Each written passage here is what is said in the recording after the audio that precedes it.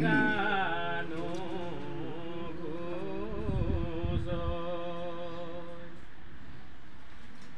পুৰা পাইছা তোকাৰ চান্দাল নিষ্ঠুৰ বাক্য বোলৈ সৰ্বকাল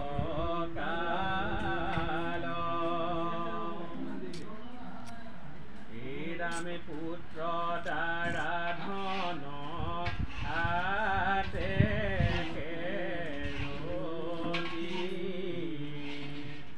সবাতো অধম যি পাপ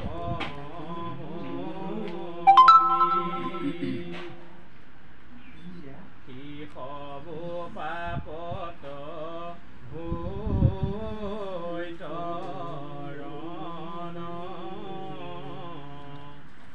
যদি হৰি পদে লয় শৰণ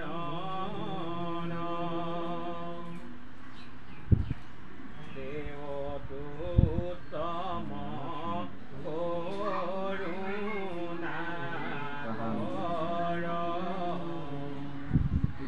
পুতি পাই জাত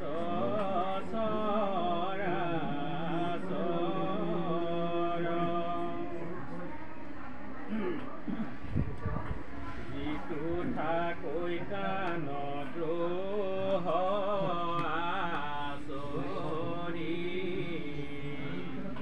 বুজিলে তাকো নিস্তাৰ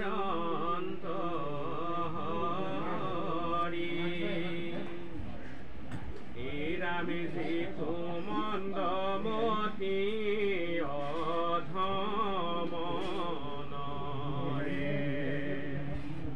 হৰিৰো মহায় অপৰাধ কৰে নামত শৰণ লয়ে হৰি নাম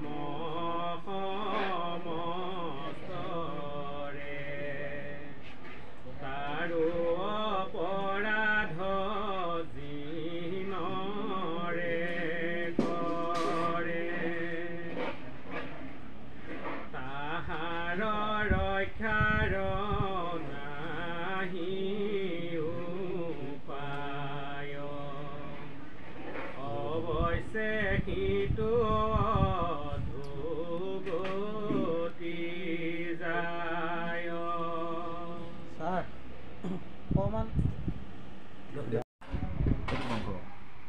ইউটিউব চাই ভাগৱত পাঠ ব্যাখ্যা শুনি বহুত ধৰ্ম হ'ল বুলি ভাবি গ'লো আমি আচলতে ইউটিউব চাই শুনিলেই ভাগৱত শুনিলেই সি ধৰ্ম হ'বই নোৱাৰে এতিয়া নাম অপৰাধ মানে নাম শব্দৰ অৰ্থ হ'ল নাম মানে নাই ম মানে ব্ৰহ্ম নাম শব্দৰ অৰ্থ কি না মানে নাই ম মানে ব্ৰহ্ম ঈশ্বৰক আপুনি ক'ত আছে বুলি দেখুৱাই দিব নোৱাৰে আস্তিক আৰু নাস্তিক আস্তিকে ভাবিছে মই ধৰ্ম কৰিয়ে আছোঁ নাস্তিকে ধৰ্ম কৰা নাই বুলি ভাবে আস্তিকে ধৰ্ম বুলিয়ে বহুত কথা কয় কিন্তু নাস্তিকে কয় যে ভগৱান আস্তিকে কয় ভগৱান আমুকত আছে বোলে প্ৰমাণ ক'ত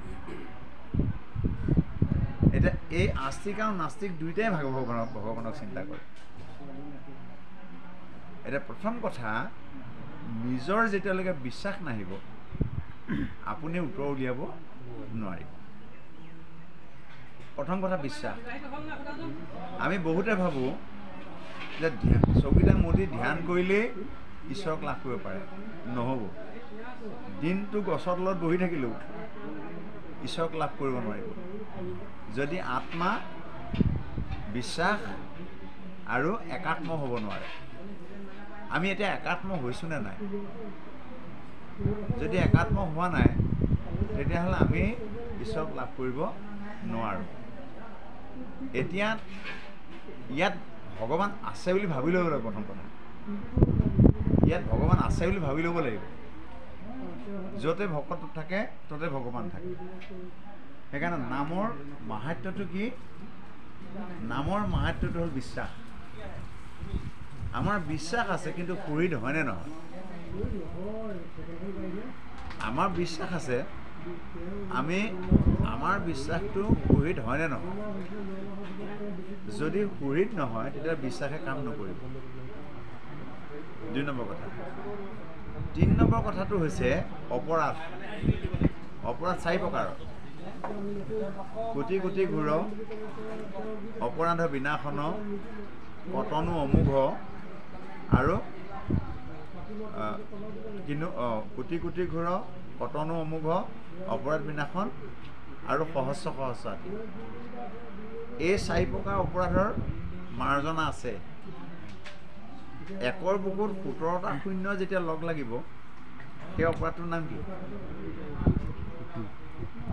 একৰ বুকুত যেতিয়া 17টা শূন্য লগ লাগিব, সেইটোৰ নাম কি? সেই অপৰাধটোৰ নাম কি? সেইটোক কয় পৰাদ্ধ অপৰাধ। সেইটোৰ পৰা বোলে নিস্তাৰ নাই জীৱনত। সেইটোকে ভাগৱতত লিখিছে, জানি অৱজ্ঞা কৰে যিটো মন্দ মতি, গুৰু পিতৃৰ দুহ পাপে যাইব অধোগতি।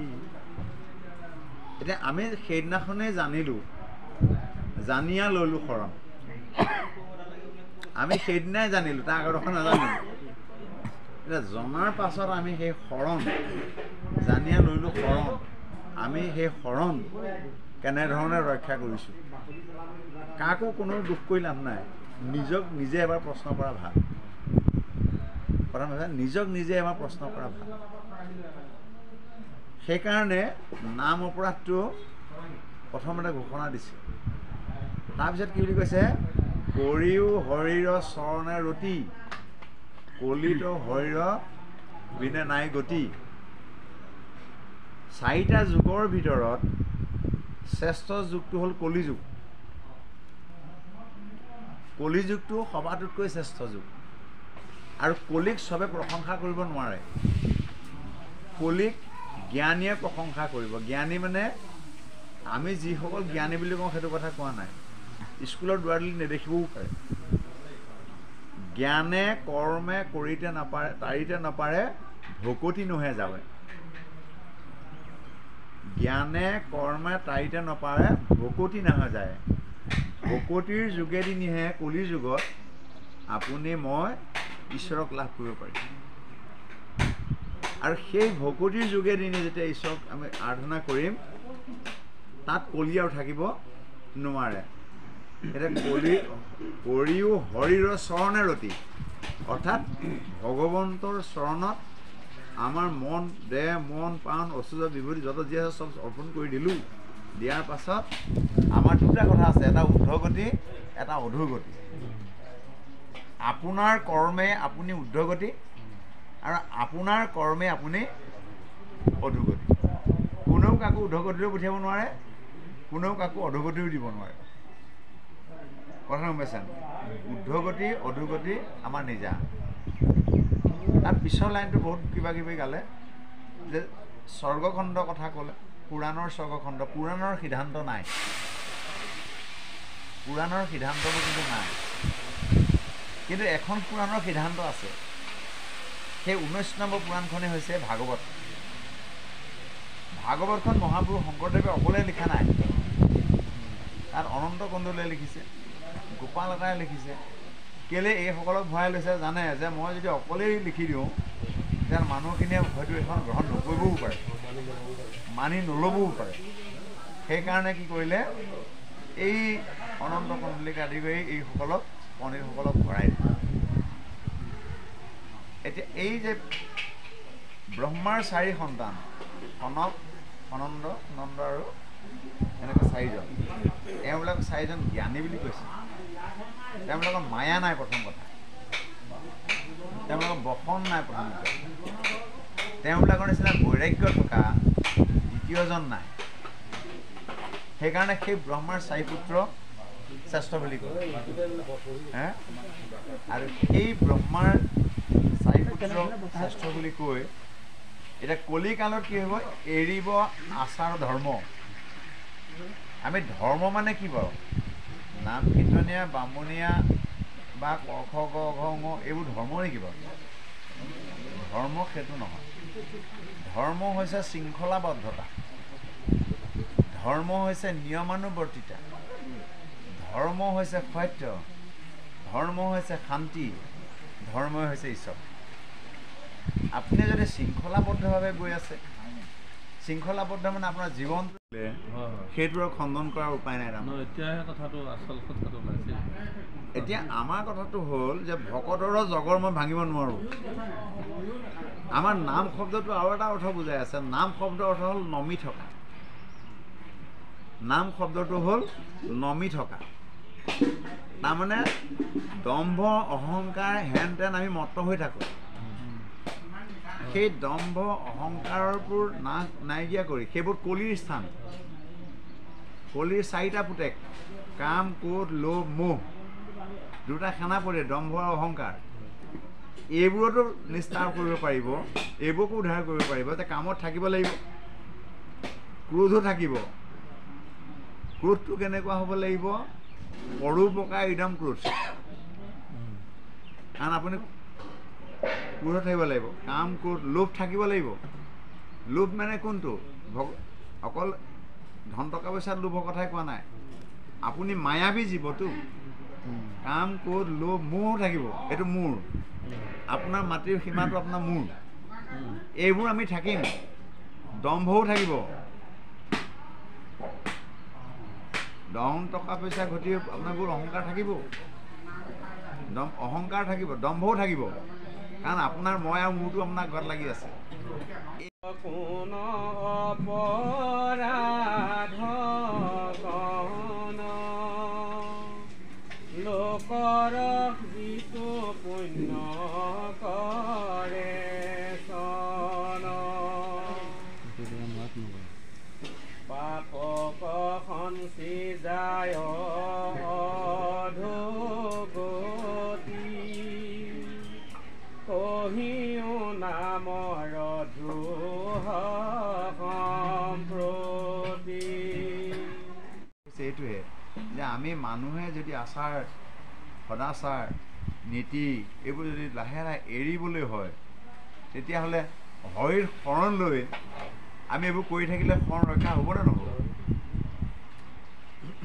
হৰিৰ শৰণ গ্ৰহণ কৰি হৰিৰ কথাবোৰ আমি মানি চলিব লাগিব নামৰ মহিমা কহন্তে শেষ হ'ব আপুনি বিস্ময় ভোলা শৰীৰৰ ৰোমাঞ্চ বচন নোলাই নিচুকে স্তম্ভিয়া ৰৈলা চব কামৰ কাৰণে আমাৰ মাতবোৰ ওলায় ঈশ্বৰৰ উপাসনাৰ কাৰণে মাতবোৰ আমাৰ নোলায় এতিয়া আমাৰ নাম গোৱাবোৰ কেনেকুৱা হৈ গ'ল নাম গাই শেষ বনগুটি বাচি শেষ নামত বহিব লাগে কাৰণে বহিব হয়নে কথাটো না চাপৰি বজায় নে মুখেৰে মাতে আৰু এতিয়া আটাইতকৈ সহজ হৈ আহিল তালৰ মাতটো শুনিলে খাই পেলাই যোৱা সংখ্যাই বেছি আহিল আছোনে বাৰু নীতি টানি এইটো এটা পৰম্পৰা ধৰা বাপ আমাৰ প্ৰথম কথা আমি সমাজখন সজাবলৈ হ'লে আমাৰ জাতিটো জীয়াই থাকিবলৈ হ'লে আমাক এই আচাৰ আচৰণবোৰ আমি ৰক্ষা কৰিব লাগিব যেতিয়ালৈকে আমি আচাৰ আচৰণ নকৰোঁ নাম অপৰাধ পঢ়ি পঢ়ি প্ৰসাদ খাব পাৰিম নাম অপৰাধ পঢ়ি পঢ়ি প্ৰসাদ খাব পাৰিম আমি কিন্তু গতি লাভ কৰিব নোৱাৰিম আমাৰ এতিয়া গোটেই বস্তুটো হৈছে আমি গতি লাভ কৰিব পৰাৰ ব্যৱস্থাটো কি আধ্যাত্মিক মানে আধ্যাত্মিকতাৰ কথা কৈ থাকিলে নহ'ব আধ্যাত্মিকতাটো আপোনাৰ আত্মাটো আপুনি যথাস্থানত লগাব পাৰিছোনে নাই বা সেইটো চেষ্টা কৰিছোনে নাই যদি কৰিব পৰা নাই তেতিয়াহ'লে আমাৰ মুনি পাইকে বুলিলা তথা কুশিলা পৰম ৰহস্য কথা বত কহিলা মোক শংকৰে প্ৰকাশিব আক